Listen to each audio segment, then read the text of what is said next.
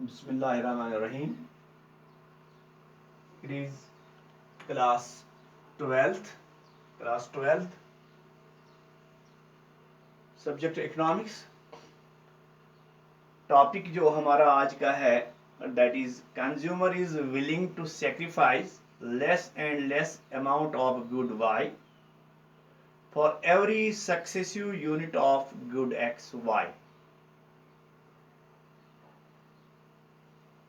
आज का जो टॉपिक है that is consumer is willing to sacrifice less and less amount of good Y for every successive unit of good X Y.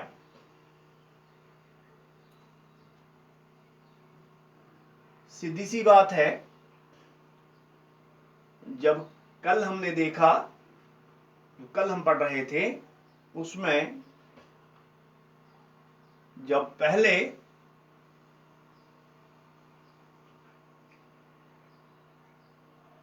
Commodity Y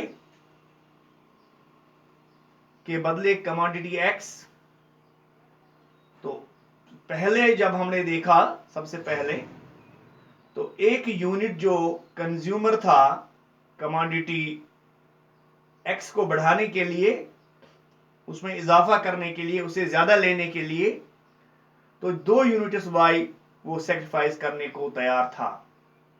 लेकिन आहिस्ता आहिस्ता जब वो आगे बढ़ा तो 1 यूनिट के बदले वो 1.5 यूनिट देने को तैयार था, बाद में 1, बाद में 0.75। इस तरह से उसकी रेट जो थी, मार्जिनल रेट ऑफ सब्स्टिट्यूशन, वो कम होती गई। ये कल की बात थी। आज जो है, आज का जो टॉपिक अभी मैंने इस पे बात की, as more and more units of good x are obtained by consumer, जो ही कंज्यूमर गुड एक्स में से ज्यादा यूनिट वो कंज्यूम करता है, कमोडिटी एक्स या गुड एक्स में से जब कंज्यूमर ज्यादा से ज्यादा कंज्यूम करता है, तो उसकी डिजायर जो है, उसकी ख्वाहिश जो है for that good means good x, that tends to decline हो जाती है, डिक्रीज हो जाती है, कम हो जाती है। या हम इस तरह से कह सकते हैं, जब एक कंज्यूमर एक कमोडिटी को कंज्यूम करता है तो दूसरे में उसको इतनी डिजायर नहीं रहती, तीसरे में उसे कम रहती है, चौथे में उसे कम डिजायर रहती है उस यूनिट को कंज्यूम करने के लिए। यही है, जब कंज्यूमर ने एक कंज्यूम किया गुड एक्स, मोर एंड मोर जब उसने कंज्यूम किए, तो बाद में उसकी डिजायर जो है for that good means good x, that tends to decline, नीचे की तरफ आ जाता है उसकी वो डिजायर की ख्वाहिश। Marginal utility of good x tends to fall. अब मार्जिनल यूटिलिटी जो है इस कमोडिटी के लिए मींस गुड एक्स के लिए, दैट टेंड्स टू फॉल, वो नीचे की तरफ आ जाती है, कम हो जाती है। जैसे कि पहले हमने पढ़ा था law of diminishing marginal utility, ये वही रूल है जो पहले, जिस पे हमने पहले बात की है कि law of diminishing marginal utility यही हमें बताता है कि जब हम एक कमोडिटी का ज्यादा से ज्यादा इस्तेमाल करें तो उसकी डिजायर जो है वो कम होती जा रही है। उसी को कहते हैं law of diminishing marginal utility. दूसरे साइड में, on the other hand, as more and more units of good y are given up, जब ज्यादा से ज्यादा चीजें गुड वाई में से हम दे देते हैं, सेक्रीफाइस करते हैं, गिव अप करते हैं कमोडिटी एक्स के बदले में, his intensity of desire for good Y tends to rise। उसका इनवर्स हो जाता है कि गुड Y के लिए जो है, जो डिजायर है, वो बढ़ जाती है, उसमें इजाफा हो जाता है, that tends to rise, उसमें इजाफा हो जाता है for that good Y, implying that marginal utility of good Y tends to rise। इसकी मार्जिनल यूटिलिटी जो है वो बढ़ जाती है, उसमें इजाफा हो जाता है, वो बढ़ जाती है। Marginal utility of good Y tends to rise, implying marginal utility of good Y tends to rise with every additional unit of it being sacrificed। जो जो इसका एक एक यूनिट हम सेक्रीफाइस करते हैं गुड वाई का, तो इसकी जो डिजायर जो है इसकी डिजायर में इजाफा होता जाता है। It is because of this that for every successive unit of good x, जब हम गुड एक्स का ज्यादा इस्तेमाल करते हैं एक एक गुड का इंस्टेड ऑफ गुड वाई, तो क्या होता है, the consumer is willing to give up less and less amount of good y. तो आहिस्ता आहिस्ता, जो अभी मैंने कहा कि आहिस्ता आहिस्ता कंज्यूमर जो है वो गुड वाई में से कम सेक्रीफाइस करने को तैयार हो जाता है पहले के मुकाबले में। अकॉर्डिंगली, जैसे कल भी हमने इस पे बात की, delta y divide by delta x, sacrificing y per unit of x tends to fall as we move down the indifference curve falling। indifference curve जो है वो नीचे की तरफ आ जाती है, डाउनवर्ड की तरफ आ जाती है। falling, that is delta y means change in y, commodity y, divide by delta x means change in commodity x, implies falling marginal rate of substitution। इसके माने हैं कि मार्जिनल रेट ऑफ सब्स्टिट्यूशन जो है वो नीचे की तरफ आ जाता है, and it is because of falling marginal rate of substitution that indifference curve is convex to the origin. ये बिकॉज है किस लिए, falling of marginal rate of substitution, the indifference curve जो है that is convex to the origin. Now indifference curve is convex to the origin, इस पे एक line में देखेंगे, yes it is indifference curve is normally convex to the origin। indifference curve जो है ये normally convex होती है to the origin। it is because, क्योंकि of slope of indifference curve जो है, indifference curve का जो slope है that is delta y means change in commodity y divide by delta x change in commodity x tends to decline, or because marginal rate of substitution tends to decline, marginal rate of substitution जो है वो कम हो जाता है, decline हो जाता है, उसमें कमी आ जाती है as we move along the curve left to right। जो ही हम इस कर्व की तरफ जाते हैं लेफ्ट से राइट की तरफ, तो marginal rate of substitution जो है उसमें कमी आ जाती है। अब नीचे देखेंगे हम थोड़ा, फिगर 6 है हमारे साथ यहाँ नीचे, it is indifference map, it is indifference map. तो यहाँ है पहला, यह है क्या कहेंगे हम इसको, x axis it is good, it shows good x, and y axis it shows good y, it shows good Y.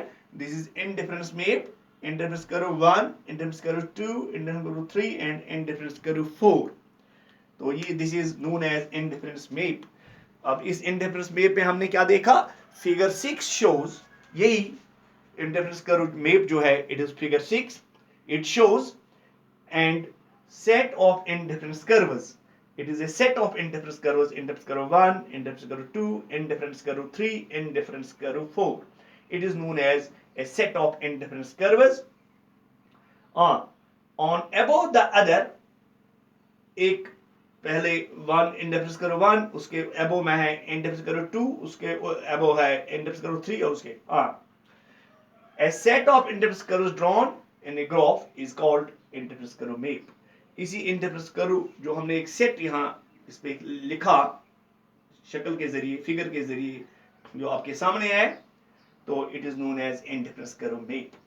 With reference to figure 6, इस फिगर 6 को लेते हुए following observations need be carefully noted.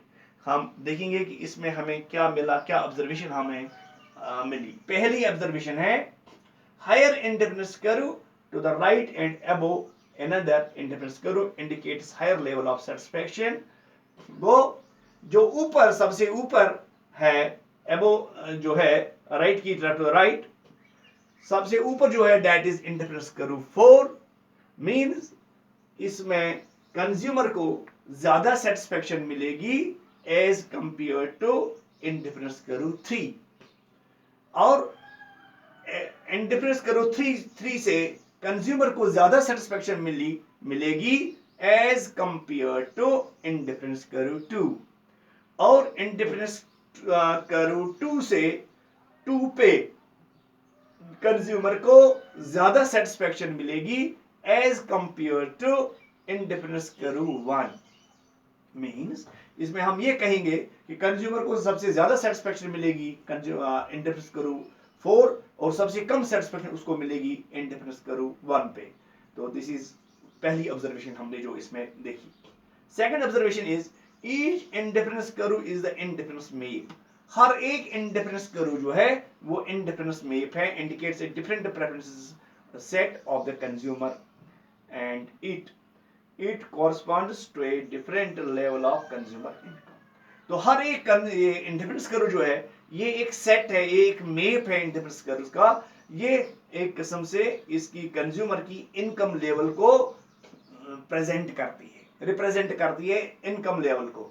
गोया कि अगर हम सिर्फ indifference करू 1 की बात करें तो ये इसकी इनकम लेवल होगी कंज्यूमर की, वो इसी के बीच में अपना इनकम खर्च कर सकता है यहां तक।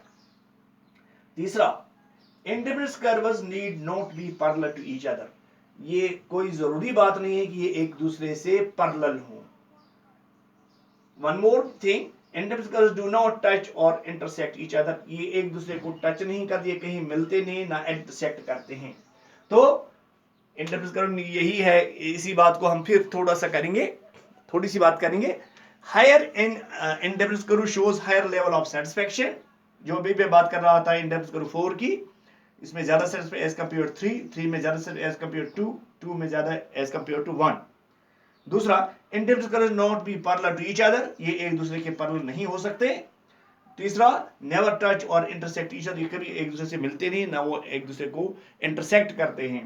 तो दिस वाज टुडेज टॉपिक कि क्लियर सी बात है, सिंपल सी बात है, जब हम एक कमोडिटी को ज्यादा से ज्यादा कंज्यूम करें उसकी डिजायर हमें बहुत कम, उसके से कम हो जाती है। गोया कि जाते जाते अगर हम कमोडिटी एक्स में से एक यूनिट को छोड़ते हैं, किसी को देते हैं, गिव अप करते हैं, तो कमोडिटी एक्स को हम एक यूनिट हम ज्यादा लेते हैं। कमोडिटी वाई वाला पहले केस में 2 यूनिट्स वाई को देने को तैयार है।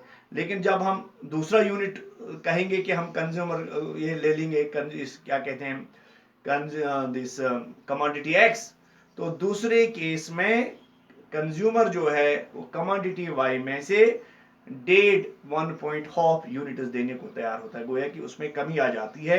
जब हम तीसरा यूनिट कमोडिटी एक्स का लेने की कोशिश करते हैं तो कंज्यूमर उस वक्त कहता है कि नहीं, मैं एक यूनिट एक के बदले दूंगा, इसी तरह से नीचे की तरफ आ जाता है। इसी को कहते हैं मार्जिनल रेट ऑफ सब्स्टिट्यूशन, ये डिक्लाइन हो जाता है। ये आज का टॉपिक था। Thank you.